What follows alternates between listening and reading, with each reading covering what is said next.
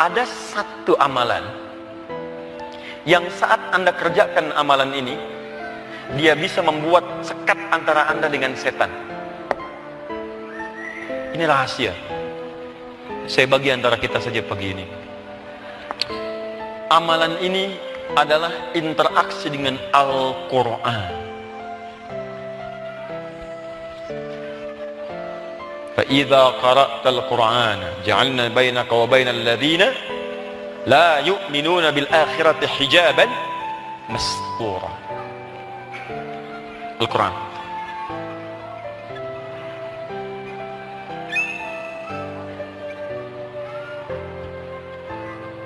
Setan tidak suka dengan orang yang baca Quran. Setan tidak suka dengan orang-orang yang ahli Quran.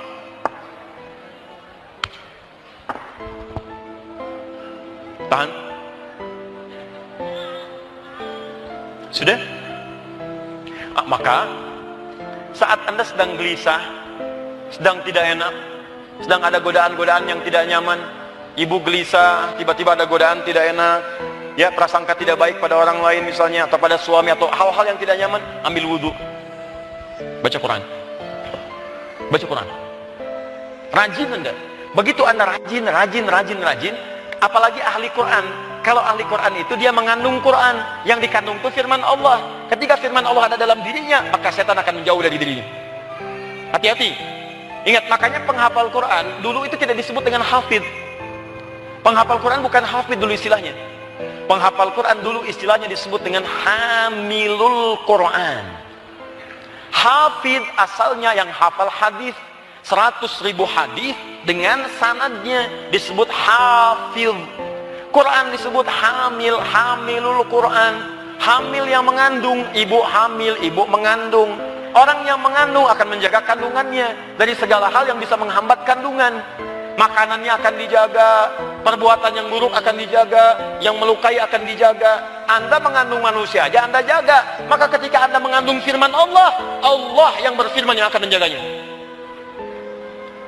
Makanya orang-orang yang hafal Quran, kalau dia benar hafalannya, benar cara menghafalnya, maka otomatis Quran itu akan membimbing ia selalu dalam ada kebaikan.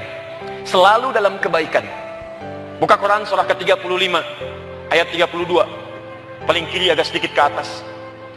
Ada 3 jenis ahli Quran. Wa minhum zalimun li nafsi, yang thumma awrasnal kitaba alladziina istafaina min ibadina faminhum zalimun li nafsi. Ada penghafal Quran zalim pada dirinya. Ada. 2, wa minhum muqtasid, ada paket hemat, belum bisa ngajak pada kebaikan. Tapi yang berhasil, tolong ya, saya dengar tadi di Soreang sudah banyak pesantren tahfidz, banyak rumah Quran, banyak penghafal Quran. Ukuran benar tidaknya menghafal Qurannya, ukurannya sabiqum bil khairati biiznillah. Orang kalau hafalan Qurannya benar, maka otomatis Quran itu akan merambat pada tubuhnya, membimbing dia untuk mengerjakan banyak kebaikan. Setan punya hijab kita dengannya, tutup, gak bisa tembus. Amalan kedua,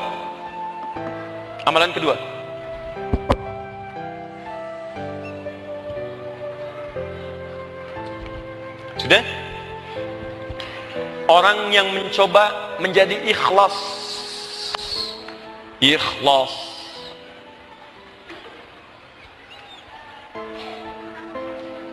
Dalilnya ada di Quran surah 15. Apa artinya?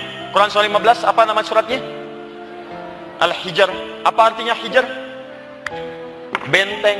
Benteng itu tugasnya kan membentengi kan? Dari sesuatu yang akan menyerang.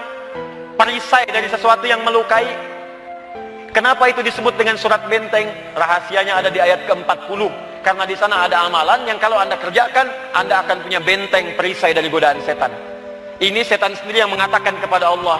Lihat kalimatnya. Awas, hati-hati. Illa ibadaka minhumul mukhlasin. Setelah dia katakan, ya Allah, aku akan berusaha menggoda semua hamba-hambamu itu. Bahkan disebutkan nanti depan, belakang, kanan, kiri, saya akan pastikan mereka semua jauh darimu, tidak bersyukur pada nikmatmu. Tapi ada satu golongan yang tidak bisa saya sentuh. Dia punya benteng dari godaan saya. Siapa orang-orang itu? Illa ibadaka minhumul mukhlasin. Kecuali satu golongan dari hambamu yang mukhlas, orang-orang yang mendapatkan keikhlasan darimu. Ada mukhlis, ada mukhlas, itu berbeda. Mukhlis orang yang berusaha ikhlas, mukhlas orang yang mendapatkan keikhlasan. Jadi kalau Anda sudah mendapatkan anugerah ikhlas, Anda akan kesulitan digoda oleh setan. Setan nggak bisa tembus. Bukan nggak menggoda, mau goda nggak bisa. Ya. Bahkan kerjain aja, ini godain, nggak bisa ya. Kita mau sholat, dia ngajak jangan dulu sholat. Ih, setan ya. Mau goda, nggak bisa. Saya mau sholat, mau apa kamu? Mau tahajud, tiba-tiba ada berita bola nih sekarang. Sudah Madrid mau ketemu dengan Barcelona. Ayo, El Clasico. Sebentar lagi muncul. Mumpung Ronaldo ini sudah pindah ke Juventus, kemudian seret gol sampai dibela oleh presiden Juventus. Ya, sekarang nggak muncul-muncul. Kalah oleh Messi pertandingannya. Tapi yang dapat Ballon d'Or-nya kemudian bukan dia. Ya, siapa yang mendapatkan kemarin? Luka Modric namanya. Ya, dia mengalahkan Muhammad Salah. Lionel Messi tidak masuk, Ronaldo tidak masuk nominasi tapi dia kalah. Nomor 3. Yang pertama Luka Modric, kedua Muhammad Salah, yang ketiga Ronaldo. Hafal saya. Tapi saya nggak pernah nonton. Nggak ada kerjaan. Nih. Mukhlas, tolak, nggak. Bola saya tolak, sekarang waktunya tahajud. Nggak tembus. Siapa itu? Mukhlas. Pak Mukhlas, bapak yang mendapatkan keikhlasan. Mukhlis, orang yang berusaha ikhlas. Jadi kalau Anda ingin mendapatkan sifat ikhlas sehingga menjadi mukhlas, maka Anda harus belajar mendapatkan ikhlas. Cara mendapatkannya disebut dengan mukhlis, orang yang berusaha ikhlas. Kalau Anda bertanya bagaimana cara ikhlas, temukan kata mukhlis dalam Al-Quran. Itulah caranya untuk ikhlas. Buka Quran misalnya surah Al-Bayyinah ayat kelima. Wa ma umiru illa liya'budullaha mukhlisina lahuddin. Kata mukhlis diawali dengan ibadah. Karena itu kalau Anda ingin mendapatkan sifat mukhlis, maka rajin-rajin ibadah. Orang yang rajin ibadah akan punya benteng antara dirinya dengan setan. Ibadah.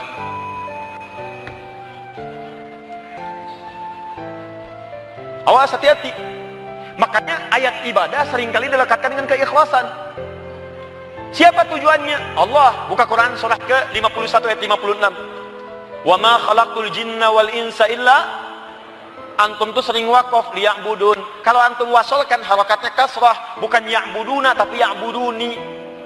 Liya'buduni. I-nya ke siapa? Di situ ada huruf ya yang mahdhuf. Ya-nya menunjuk kepada Allah, menyembah hanya kepada Allah saja. Karena itu setiap kalimat ikhlas seringkali melekat dengan aspek ketuhanan. Turun surah Al-Ikhlas, hal pertama kali yang disebutkan dalam surahnya menunjuk kepada aspek ketuhanan. Qul huwallahu. Lihat, ibadah hanya ditujukan kepada siapa? Allah. Sekarang kalau Anda bertanya, ya Allah, kami ingin ikhlas. Bagaimana caranya? Mukhlis. Bagaimana jadi mukhlis? Ibadah. Kepada siapa ibadahnya? Kepada Allah. Bagaimana caranya? Ibadah pertama yang saya kerjakan supaya dekat denganmu ya Allah, supaya saya jadi ikhlas. Temukan kata ibadah yang bersanding dengan prakteknya, yang terkait dengan nama Allah. Di antaranya ada di Quran surah ke-20 Toha ayat ke-14. Allah memberikan bocoran, langsung disebutkan Allahnya, langsung disebutkan ibadahnya, dan langsung disebutkan jenis ibadahnya. Innani anallah. Allah. La ilaha illa ana. Tidak ada Tuhan selain saya. Allahnya. Fa'budni. Sembah saya. Ibadah. Bagaimana cara ibadahnya? Teruskan ayatnya. Wa aqimis sholata li dzikri. Salat. Salat li dzikri. Salat zikir. Turunkan sini. Ibadahnya salat sebagai zikir kepada Allah. Zikrullah. Fokus. Lihat sini. Kalau kita buat sebuah persamaan, cara untuk tidak digoda setan, mendapatkan keikhlasan. Orang yang sudah dapat ini disebut mukhlas. Latihannya yang disebutnya namanya mukhlis. Mukhlis bagaimana mendapatkannya? Dengan ibadah.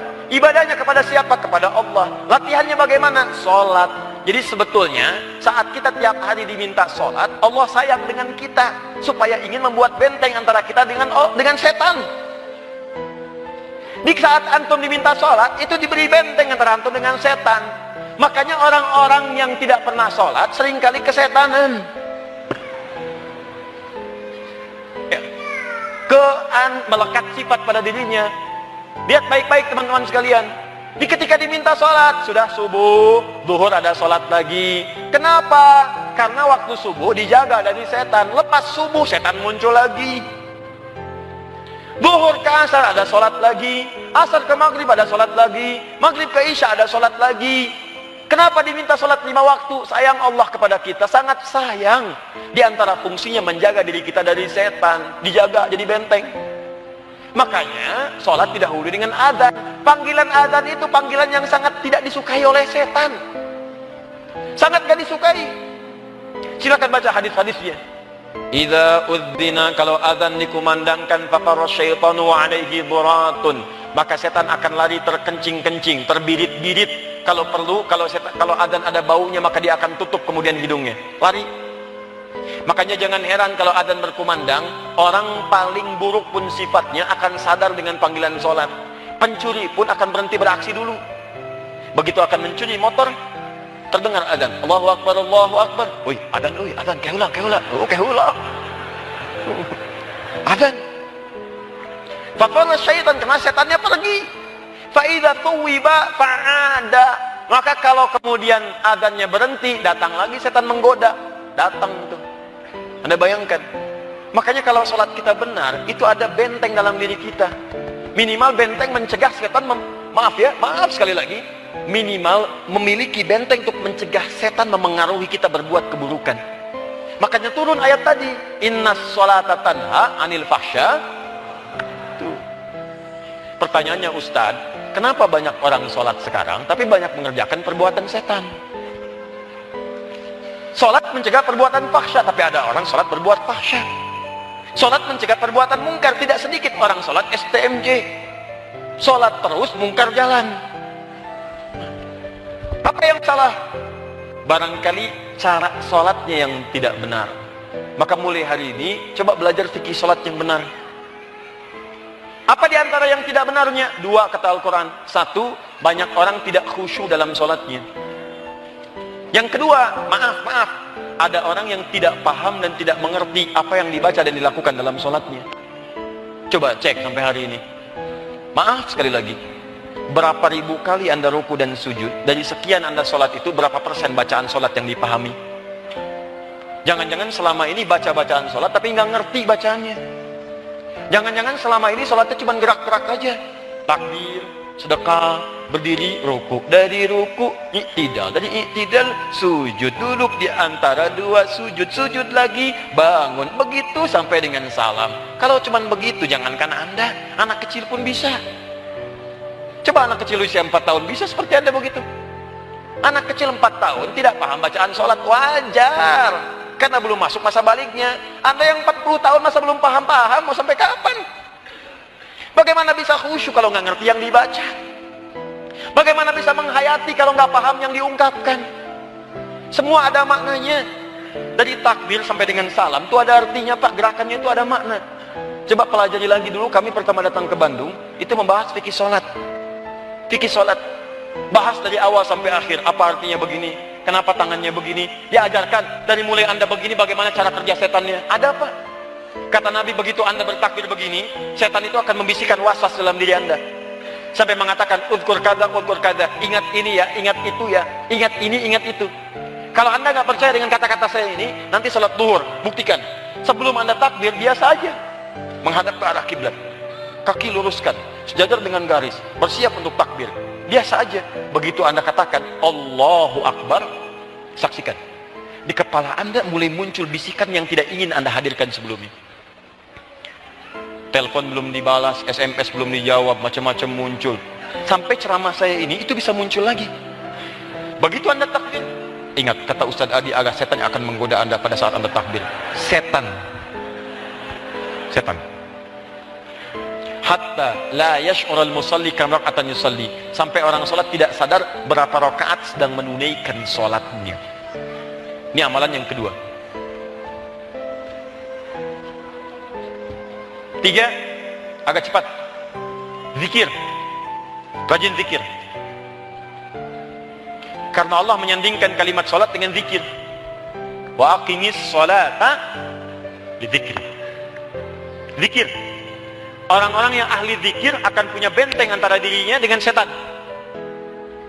Jika Anda biasakan zikir, itu punya benteng, Pak. Ya, maaf, di jalan mau ke sini, kenapa nggak diisi dengan zikir? Sini keluar, isi dengan zikir. Bangun tidur, zikir. Berangkat ke kampus, zikir. Ayo, jadi mahasiswa muslim milenial yang setiap aktivitasnya diisi dengan zikir. Makanya zikir itu disebut di Quran bukan hanya selesai sholat. Selesai sholat ada zikir, Quran surah keempat ayat 103. Fa idza qadaytumus sholata fadhkurullah. Kalau Anda telah selesai sholat, ayo berzikir. Bisa ucapkan astagfirullah, astagfirullah, astagfirullah. Hadis Muslim hadis 591. Astagfirullah, astagfirullah, astagfirullah. Allahumma antas salam wa minkas salam, tabarakta ya dzal jalali wal ikram. La ilaha illallah, la syarika lah, lahul mulku wa lahul hamdu wa huwa ala kulli syai'in qadir. Hadis Muslim hadis 593 ada. Tapi Anda mau sambil beraktivitas harian pun boleh. Kan ada surahnya di Ali Imran. Ada ayat di ayat 191 itu. Alladzina yadhkuruna Allah qiyaman wa qu'udan wa ala junubihim. Orang ini berdirinya zikir, ke kantornya zikir. Apa nggak bisa Anda berangkat kantor sambil mengucapkan subhanallah, subhanallah, subhanallah, subhanallah? Macet, gunakan untuk zikir daripada menggunakan pada hal-hal yang tidak penting. Bagaimana bentuk zikirnya? Kan hafalan Quran juga zikir. Hafalan Quran zikir, Mas.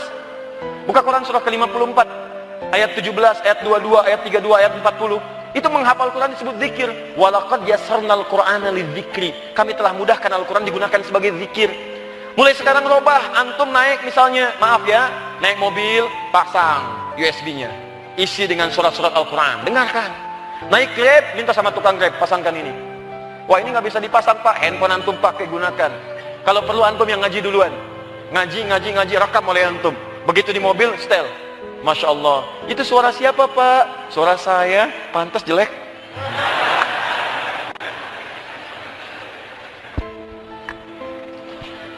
Dengan yang jelek inilah aku akan mempercepat lariku ke surga. Catat tuh.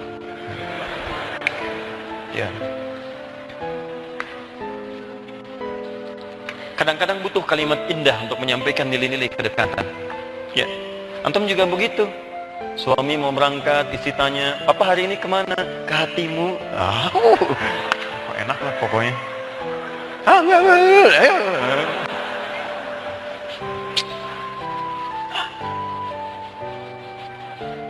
Kalau di bahasa Arab itu di balaghah namanya. Nanti ada ilmu badiah. Ya. Wah, kerjanya kok capek melulu sih?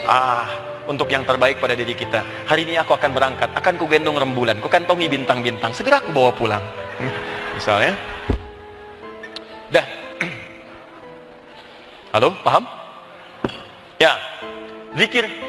Jadi zikir itu diantaranya tadi ya, kalimat-kalimat thayyibah, isi. Jadi kalau antum ada isinya, maka setan tidak akan menemukan celah yang kosong. Salam itu zikir. Memperbanyak salam, kata Nabi, absus salam itu zikir. Ya.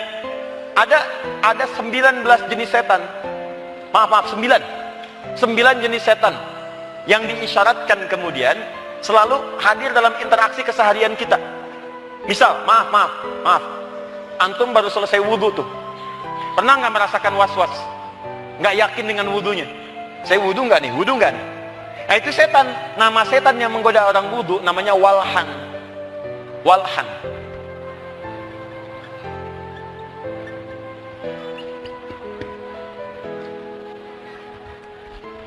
Antum pernah nggak di rumah tiba-tiba keluar kamar merasakan hal yang nggak enak malam-malam? Padahal pagi-pagi biasa kan, Bu? Ibu ke dapur, ke ruang makan. Tiba-tiba malam begitu mau keluar tahajud, perasaan tuh gak enak. Awas, hati-hati begitu bangun di meja makan. Awas, jubahnya putih, belakangnya bolong, rambutnya panjang, minta sate 200 tusuk. Hati-hati. Awas. Tuh, mulai gelisah. Ada yang begitu. Begitu masuk ke rumah, udah lama ditinggal, tiba-tiba kosong. Ruangan nggak pernah dipakai, tiba-tiba dibuka, nggak enak perasaan. Ada begitu? Ada setan rumah, namanya dasim. Perempuannya dasimah.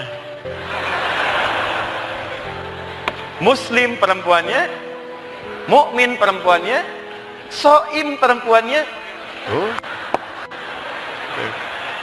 Dasim perempuannya.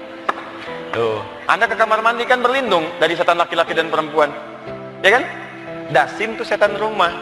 Begitu Anda masuk rumah, kata Nabi, biasakan berzikir. Zikirnya apa? Ucapkan Assalamualaikum. Ingat, ada orang, nggak ada orang, ucapkan. Jangankan masuk rumah, kamar-kamar Anda, begitu masuk, biasakan aja. Kami nginap di hotel, masuk, ucapkan Assalamualaikum.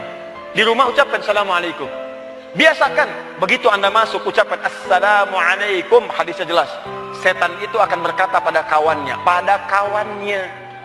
Karena boleh jadi Anda dari satu tempat, setan ikut ke tempat Anda. Ada. Masjid, nanti saya bahaslah, terpisah. Kantor, pasar, mall, ada. Ada, setan mall ada, Bu. Jangan dikira nggak ada. Bahasa kekinian, setan mall, setan pasar dulunya. Ada. Ibu pernah belanja, begitu ibu nggak kebeli, sampai ke rumah keinget terus. Pak, tahu nggak, Pak? Tadi itu waktu di mall tadi, bagus banget tasnya, Pak. Setan ikut tuh, Bu. Mama, fungsi tas itu cuma menampung apa yang bisa dibawa, uang, cermin, macam-macam. Sudah, mushaf. Mungkin tas ini walaupun biasa, itu yang bisa membawa mama ke surga.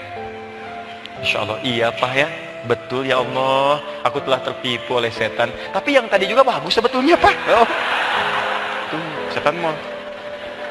Nah, cara mengusirnya, begitu masuk rumah, ucapkan Assalamualaikum. Dalam hadis disebutkan ketika Anda katakan Assalamualaikum, dia berkata pada kawannya, kita tidak punya tempat menetap di sini. Kalau Anda tidak katakan, maka dia akan bisikan kepada kawannya, kita punya tempat menetap di sini. Itulah yang terasakan ketika Anda masuk ruangan gelisah, nggak enak, nggak tentram, macam-macam. Biasakan, masuk ucapkan Assalamualaikum. Sudah. Tidak dijawab, normal. Ada jawaban, Waalaikumsalam, ya masalah baru. Masuk, tenang. Biasakan. Saya anak-anak kecil, anak-anak saya ajarkan dari kecil tuh. Nah, saya yang pertama, sekarang 5 tahun, dari 3 tahun saya ajarin. Kakak masuk kamar, ucapkan Assalamualaikum ya. Assalamualaikum. Kenapa Bu ya? Ada setan kamar, namanya Dasim. Kalau kakak nggak ucapkan, nanti ganggu.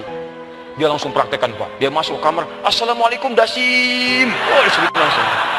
Nomor 1 itu. Banyak anak-anak.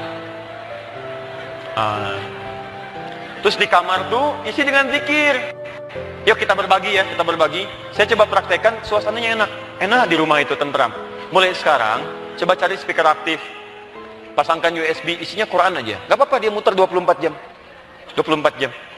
Misal di kamar antum pasang, atau di desain rumahnya pakai speaker di atasnya. Masukkan di ruang kontrolnya, masukkan Quran. Ini masuk ke kamar, kemana, itu enak Pak. Gak percaya silahkan coba, tenang. Di suasana rumahnya lebih enak. Dan ketika Anda akan berbuat yang salah pun, Anda malu terhadap bacaan Qurannya. Begitu senang dengan Quran, nonton tayangannya nggak bagus, malu dengan suara Quran. Begitu berbuat yang tidak baik, Anda dengan suara Quran malu. Dan hebatnya, Anda terjaga, punya benteng dari setan, saat yang bersamaan memudahkan Anda untuk menghafal Quran. Saya beri rahasia untuk para orang tua yang mendambakan anaknya di penghafal Quran. Ini rahasia. Di sini. Bu, kalau baru lahiran, Pak, dan anak itu disiapkan jadi penghafal Quran, saya sarankan putarkan di tempat anak itu beristirahat atau beraktivitas Quran. Formulanya begini, siapkan 1 juz. Jangan semua diputar 30 juz. Ingat, jangan diputar. Siapkan 1 juz, misal setiap bulan. Misal bulan pertama dia lahir, putarkan juz pertama, misal Al-Baqarah ayat 1 sampai 141 misal. Selama sebulan. Masuk bulan kedua, usia bayinya 2 bulan, putarkan juz kedua. Al-Baqarah 142 sampai dengan 253. Putarkan. Masuk usia 3 bulan, juz ketiga. Teruskan, terus sampai usia dia 30 bulan, dia sudah mendengarkan 30 juz. 30 bulan itu artinya usianya sudah 2 tahun setengah. 2 tahun setengah itu sudah mulai bisa bicara. Begitu dia bisa bicara, maka ajarkan Quran kepadanya. Demi Allah saya katakan, dia hanya butuh 6 bulan paling lama untuk menghafalkan Quran. Setelah 3 tahun, dia akan jadi penghafal Quran. Gak percaya silahkan coba. Ada anak-anak usia di bawah 5 tahun, perdengarkan aja. Perdengarkan. Kami coba Pak. Dan saya sering kali menangis. Terakhir kemarin, anak kami yang paling kecil itu tidur dia malam-malam, udah tidur. Malam tidur, saya datang setelah selesai berdakwah, pulang ke rumah, datang saya malam, tiba-tiba masuk kamar, istri saya meminta saya diam sejenak, menunjuk kepada anak kami yang paling kecil. Itu matanya tidur, lisannya mengikuti irama speaker aktif. Nyambung ternyata, ini sedang doa hatam Quran. Allahumma arhamni bil Quran, Allahumma arhamni bil Quran. Terus itu lisannya mengikuti. Allahumma arhamni bil Quran waj'alhu li, terus dan seterusnya sampai dengan ujungnya. Imaman wa nura, dan seterusnya sampai ujungnya. Itu diikuti oleh lisannya sedangkan dia tidur. Anda nggak percaya silahkan, anak Anda istirahat, putarkan terus, tapi terukur, jangan diacak. Kalau diacak nanti hafalannya agak tidak sempurna. Kadang-kadang dia dibacakan juz amma, tiba-tiba keluar di lisannya alif lam mim, keluar di lisannya al-a'raf, bisa muncul. Atur dia dari awal secara per juz, setelah itu Anda akan dapatkan sesuatu yang berbeda. Nah, dan yang lebih hebat, apa hubungan dengan pembahasan kita? Rumah Anda punya benteng dari buruknya godaan-godaan setan.